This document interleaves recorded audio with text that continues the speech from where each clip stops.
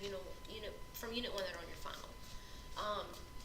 If it's not listed on this page, you don't have to worry about it being on your final. So, first thing is properties of exponents. On your final, we're only concerned with two of those properties. The first one is the quotient property. So when you divide powers with exponents, you want to remember to subtract your exponents. Even if they're negative, you still want to subtract that negative. The other one are rational exponents. An exponent represented with a fraction and represents the nth root. Remember that if anything with integer exponents, the same rules work for rational exponents. The other thing I want you to remember is when you have a negative exponent, that means to flip it. So if it's on the bottom, that negative means it goes to the top. If it's on the top, the negative means go to the bottom. So if you look down at the bottom, we've got 4 examples. The first one, we're dealing with the fractions, the quotient property, and some of those negative exponents. So first thing we want to do is, I see 2 over 4. I can simplify that fraction. Remember, if it's just a number, you simplify it using your fraction properties. So 2/4 simplifies to 1/2. Then I've got all of those variables with their exponents. So because it's a quotient, meaning I'm dividing, I'm going to subtract my exponents. So 2 minus -3, which gives me 5. So that means I've got x to the 5, x to the 5th. Because it's positive, it's going to stay on top. So we've got x to the 5th on top, and that 2 from that 1/2 on the bottom. So that's done. Then we've got y to the -3rd over y to the 1st. Remember, if it's not there, it's understood to be a 1. So we've got -3 minus 1, which is -4. Now, that negative means it needs to flip. So we're going to have y to the 4th on the bottom. When it flips, it changes its sign. Alright, so we're done with the y. Now we've got z to the 1st over z to the -3rd. So we're going to have 1 minus -3, which is +4. So that +4 is going to stay on top. Everything has been simplified. I don't have any other letters the same. So there's my simplified answer. Alright, number 2, remember with parentheses, everything in parentheses needs to be done first. Simple order of operations. So to make it a little bit easier on myself, I'm going to go ahead and simplify those parentheses, then square it. So first thing I want to do is I have 6 over 2. 6 over 2 can be simplified to 3. Then I've got x squared over x. 2 minus 1 is 1. So I've got 1x on top. Then we've got y over y squared. 1 minus 2 is -1, so we're going to leave 1 on the bottom. So to simplify, we've got 3x over y, and we're going to square that. So simplify what's inside first, then square it. Now, when everything is being squared, we're going to essentially distribute that square, to everything in that parentheses. So now we're going to have 3 squared, x squared, and y squared. 3 squared can be simplified to 9. Then you have x squared over y squared. Alright, now 3 and 4 deal with the rational part of it, because that means we're going to have a fraction somewhere. So to simplify number 3, we're going to rewrite it as a rational exponent. So remember, inside goes on top over what's on the outside, that root. So if it's not listed, it's understood to be a 2. That's as simplified as I can make it. 5/2 can't be simplified, so that one's done. Alright, number 4. We're going to deal with parentheses first. So on the parentheses, I've got x, so understood 1, over that square root, which is 2. And we're going to raise that to the 6th power. And remember, if you have a power to a power, you multiply. So 1/2 times 6 would be 6 over 2. That I can simplify to x to the 3rd.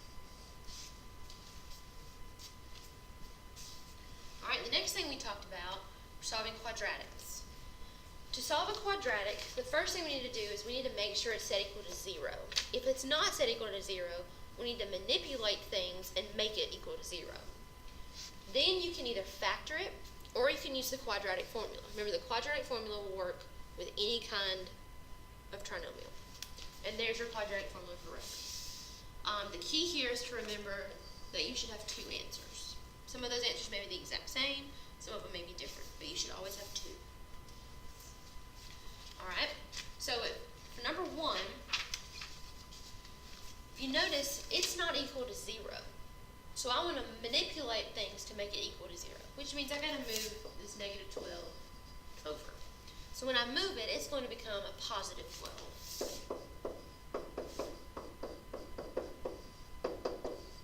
Now it's set equal to 0, so I can either use my quadratic formula or I can factor it.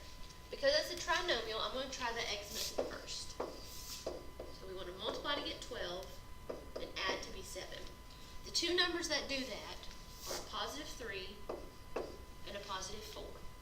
Now, because we're solving and we're not just factoring it, I got to have actual answers. So I'm going to bring out my factors.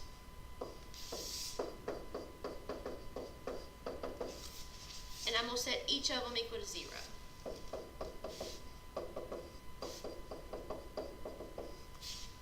Then I'm going to solve them for x, so I get negative 3 and negative 4 are my 2 answers. Alright, number 2 is a little bit different because it's going to essentially be a binomial. So I'm going to still set it equal to 0. I'm going to move 25 over.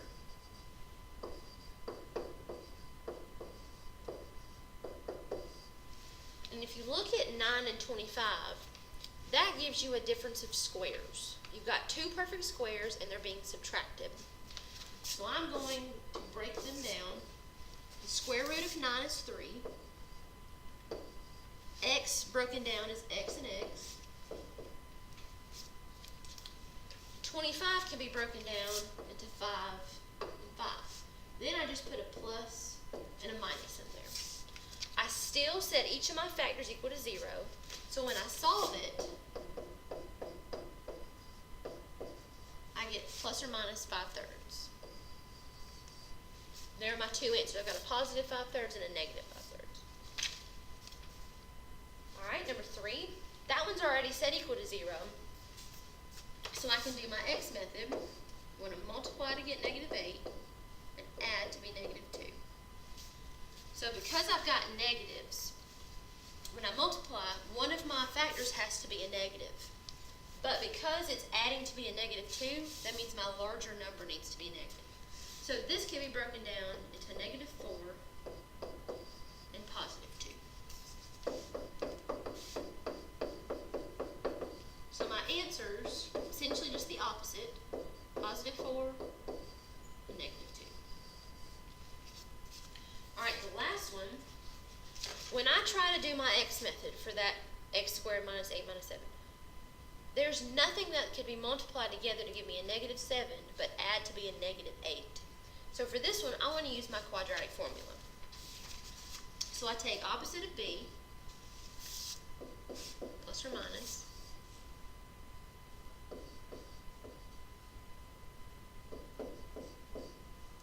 and a, c. If you don't go ahead and change that and you use the negative 8 like the formula says to, you need to make sure that you put the negative 8 in parentheses. Because if you don't, it's going to give you an imaginary answer, and it's not. It's going to give you an error, actually, when you plug it into a calculator. Over to 8. Now, once I get my formula set up, I'm going to plug that into my calculator and get my 2 answers. I'm going to have to do it one time with the plus, go back, change the plus to a minus to get my second answer. When I do that, I get very messy decimals.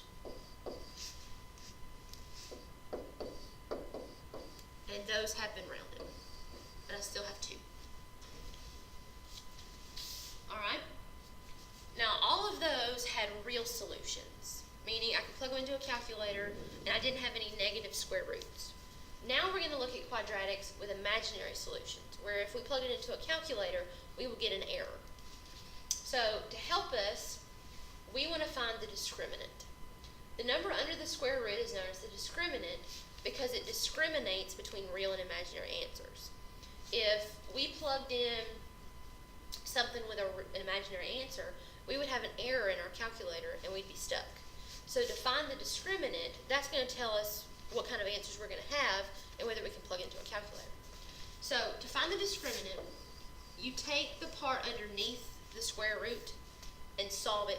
A negative discriminant means you have two imaginary solutions, and a 0 for a discriminant means you have one real solution. So we want to find the discriminant, then to figure out what kind of answers we're going to have, and then actually solve it. So for this first one, remember we're going to use b squared minus 4 ac. So we want 4 squared minus 4 times 3 times 3. That I'm going to put into my calculator. When I do that, I get negative 20 for my discriminant. That means I'm going to have two imaginary answers. Now I've got to go back and solve it. So I'm going to plug it back into my quadratic formula. So opposite b plus or minus. I've already found everything in that underneath that square root, so I'm just going to plug that discriminant in over to a.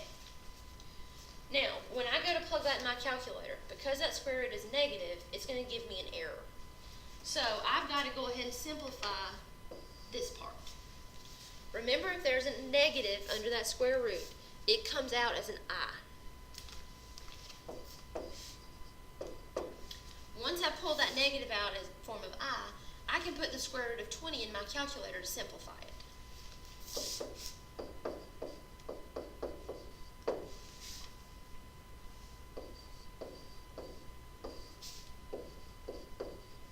So then I'm going to take the square root of 20 in my calculator, and that gives me that. Now I want to see if I can simplify everything, simplify it even more. So I'm going to look at negative 4 over 6, which is negative 2/3, plus or minus I to the 5th over 3. So there are my two solutions. All right, number 2, I'll find my discriminant first. So we've got 4 squared minus 4 times a times c. And that gives us negative 8. So again, we're looking at two imaginary solutions. So we're going to take our discriminant and the rest of our formula, plug it into a quadratic formula.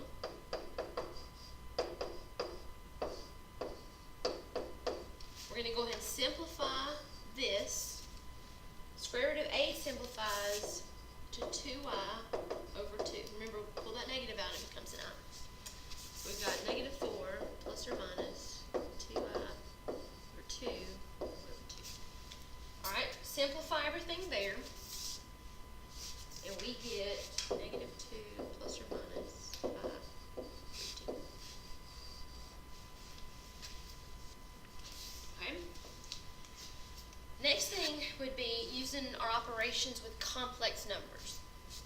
A complex number has a real part to it and an imaginary part to it. You can always tell the imaginary because of the I. If you notice the blue examples, the way the complex number is written is you've got the real part first, and then you've got the imaginary part at the end of it. That would be the standard form of a complex number. So, to add and subtract complex numbers, all I have to do is combine my like terms. If it's got an I, combine the I's. If it doesn't have an I, combine the real parts. When you subtract, though, you have to remember to change your signs because you're ultimately distributing a negative. So change your signs and then subtract. So, for example, because we're subtracting here, we're going to change everything there, what we're subtracting. So nothing happens to this one, and nothing happens to the 4. So all I've done is if it's positive, it becomes negative, negative becomes positive. So now I want to combine my like terms. So I've got a real part, and a real part. So negative 3 minus 2 plus 4 gives me negative 1. Then I'm going to combine my imaginary part. Negative 15i minus 10i is negative 20i. make sure the real part first, then imaginary part. Alright, number 2, we're going to keep this part the same, because we're just adding it. Then we're going to flip the signs on the stuff we're subtracting. Alright, so we've got a real part there, real part there, real part there, which is 5.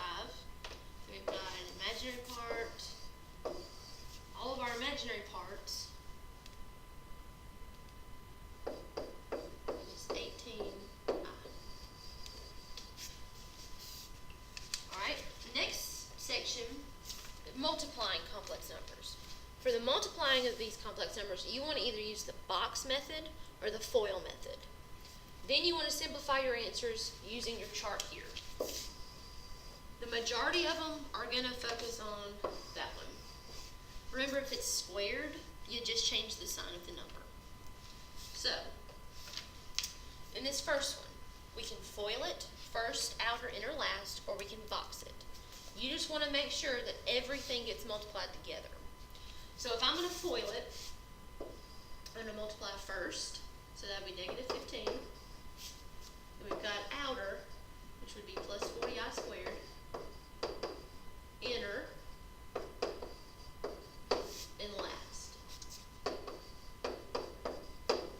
If you boxed it, you're going to have a 2 by 2 box.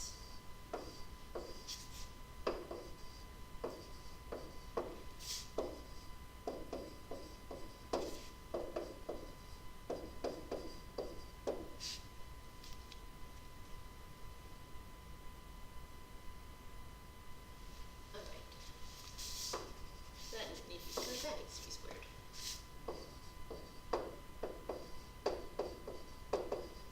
Alright, then I want to simplify what I can. So first thing I see is this squared at the end down here, and right there too. The squared means it's just going to change its sign. So that negative 24 becomes a positive 24. So it becomes a real part of my answer. So I can combine that negative 15 with that 24, which gives me 9. Then we've got our imaginary part, and in our box, you see the same thing here. Imaginary part there, that becomes a 24. And you can combine the negative 15 and 24. Alright, number 2. If we FOIL it, we get negative 32, outer, inner,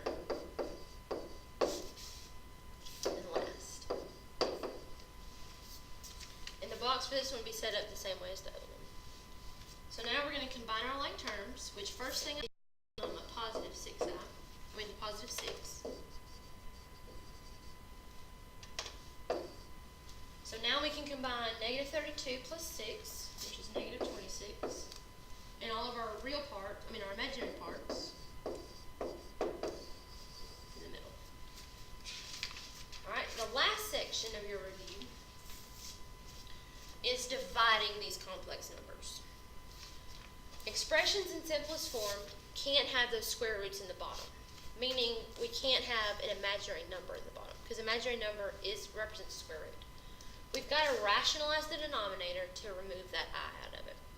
To make the I cancel out, we've got to multiply by the conjugate. The conjugate is just where you change the sign of the imaginary part. So if you have 6 plus 2i, the conjugate of it would be 6 minus 2i. All we're doing is changing the imaginary part. The real part, the signs stay the same. The imaginary is what gets changed. So, number 1, we want to get the I out of the bottom. So we're going to multiply the top and the bottom by its conjugate.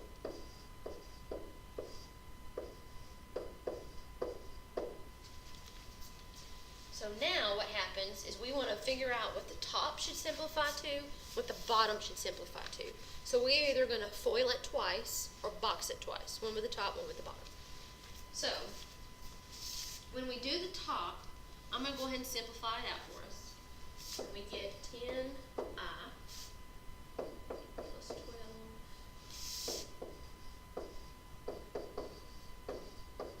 Now we got an I squared, and I just go ahead and simplify that to the 12. Because when you multiply it, you got negative 12 I squared. And that I squared changed the sign of it.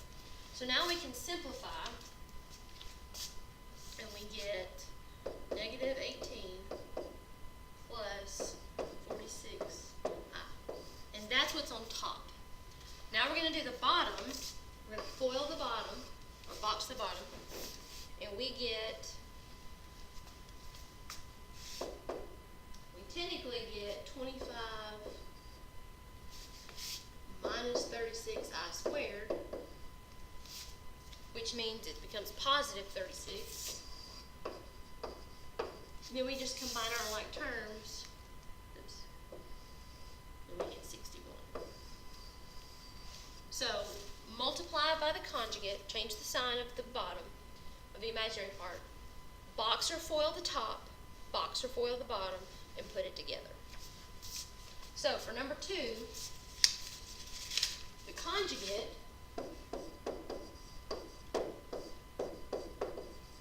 would be that. Then I want to FOIL the top and FOIL the bottom. So what I want you to do now is pause it, FOIL it out, and check your work. All right, after you FOILed it, you end up